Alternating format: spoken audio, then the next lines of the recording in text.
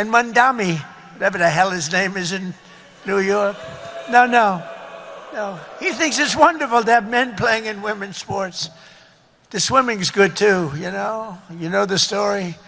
Records are being beaten by numbers that nobody's ever seen, nobody ever thought possible. But a lot of those records are being changed back to where they should be, and I made it the official policy of the United States government that there are only two genders, male and female.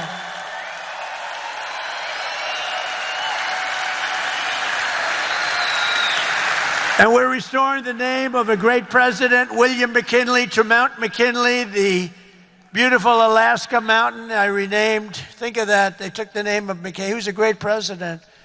He was assassinated. He was a great president for tariffs. He was the tariff king, and he made our country very rich. And then Teddy Roosevelt spent the money on the Panama Canal and many other things. And everyone thinks Teddy was a great president. He was. But the one who built all that money was McKinley. So we renamed the mountain back to Mount McKinley. Is that okay? I think so.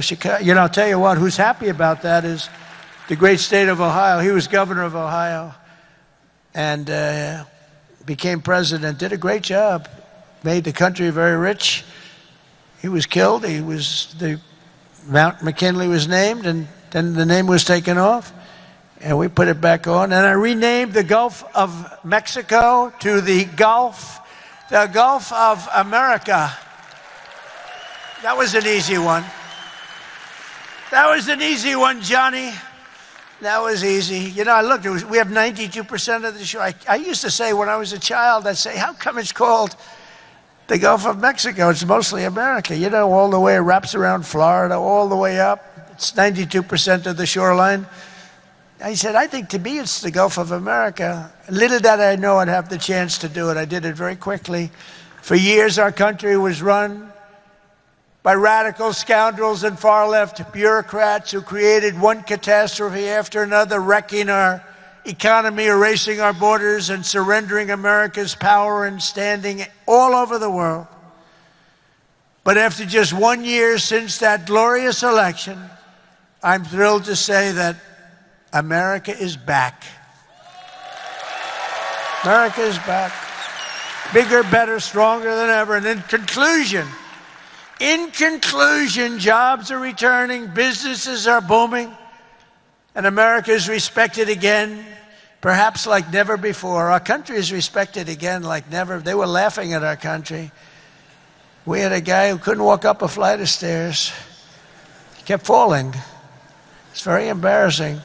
You know, at Air Force One, I go, sir, would you like the short stairs or the long? I say, give me the long every single time, please. The short ones, they call them the children's stairs. I don't want the children's stairs. Doesn't look so good coming out of the children's stairs. Now, if the weather's bad, it's okay, right? If you don't mind. But the communists, Marxists, socialists, and globalists had their chance, and they delivered nothing but disaster. And now let's see how a communist does in New York. We're going to see how that works out. And we'll help them.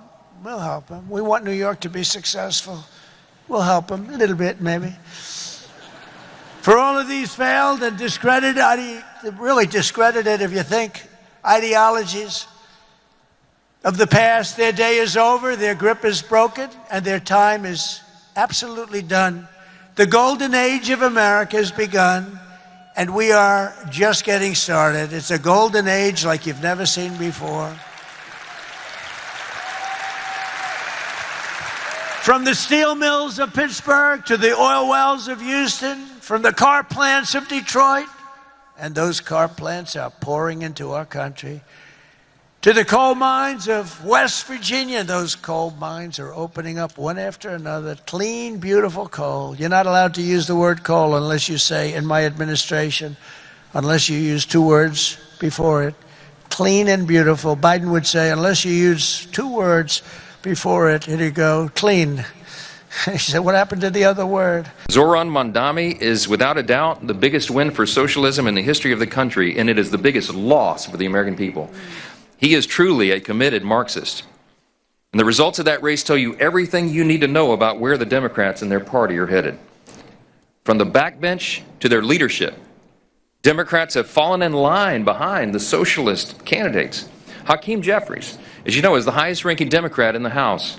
He gave his full blessing to Mandami and his socialist agenda. Chuck Schumer, the highest-ranking Democrat in the Senate and the highest-ranking Jewish leader in America, flirted with endorsing Mandami all the way to the bitter end. Never mind the fact that Zoran has embraced anti-Semitic rhetoric and promised to arrest the Prime Minister of Israel if he visits New York City again. And then there's President Obama, who called Mandami over the weekend to extend his praise and act as a sounding board for the young socialist. You can't make this stuff up. The man who made healthcare unaffordable with his own socialist scheme is advising the man whose false promises will surely make life unlivable for millions of New Yorkers who cannot afford to flee the city. For years, during the Biden administration, we were told that the border was secure by the Democratic Party. The American people were told that the border was secure. It wasn't. For years, we were told by congressional Democrats that President Biden's mental faculties were okay, that he's never been sharper. That was a lie. And now we're told by congressional Democrats, yet again, that it is a Republican shutdown when we all know that the simple math is that you need 60 votes. So Chuck Schumer, I think it's time to call Zoran Mamdani and make sure that he's okay with reopening the government. They're holding the government hostage at the expense of the American people. I talked to a U.S. Marshal yesterday in the district in South Carolina. He is door dashing food and driving Ubers to pay his mortgage, to pay and feed his kids. I talked to a lady, single mother in Clio, South Carolina, last night. She receives food stamps. She's 100% disabled. She's unable to work. She relies on that assistance. And she is fearful about how she's going to feed her kids. She's traveling all the way into North Carolina to receive charitable contributions of food. That is the result of a Democrat shutdown. We're finally starting to see that leadership around the world that we've been so desperately lacking when President Trump starts getting peace agreements in Middle Eastern countries, in other places. It's about delivering on promises for the American people. And all we're seeing during this shutdown is Democrats scared to death of the Mandami wing of the party. They've said it. Some of them said it out loud. But they have exercised it in their votes. They voted time and time again to keep the government shut down, knowing they're inflicting suffering and pain on the American people, admitting that they're using that suffering to try to get leverage. They still can't tell you what the leverage is for. Leverage for what? To go boast to the socialist Mandami wing of their party that they're fighting Donald Trump, who was elected not by the people of New York or New Jersey or Virginia, but by a majority of Americans, 77 million Americans, 7 out of 7 swing states, running on very specific things that President Donald Trump and this Republican majority have continued to deliver on. We're going to keep delivering wins for the American people, and Democrats will continue to give the hollow promises of socialism that come along with the failures. Last night we saw the Democrat Party usher in their new leader. We've been talking about this for weeks, but it was made official. When the city of New York elected Zoran Mamdani, he became the new leader of the Democrat Party. And while the Democrat Party had no problem making the shift to socialism, which they embraced wholeheartedly, led by Hakeem Jeffries and others here, America, mainstream Americans, blue dog Democrats across America have not embraced socialism. America is not a socialist nation. You know, when the speaker mentioned that, is it any surprise that last night blue states voted blue? We're talking Virginia, New Jersey, New York. By the way, none of those were swing states. You had 7 swing states in the election a year ago today.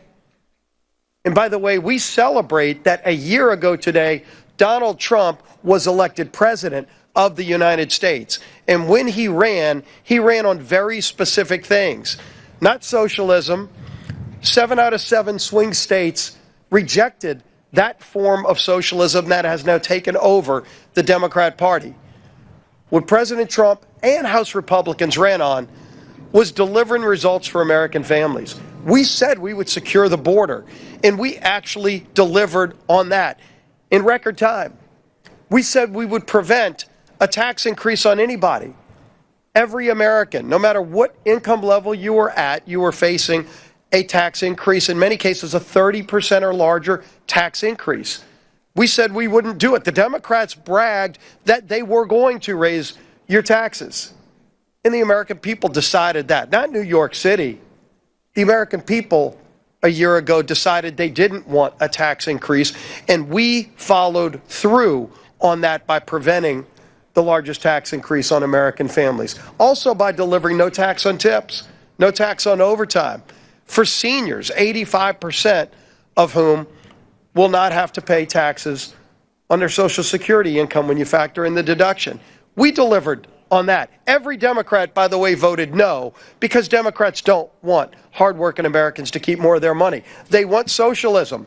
And let's think about those hollow promises that Zoran Mamdani talked about last night. Can anybody wait to see what those free buses are going to look like?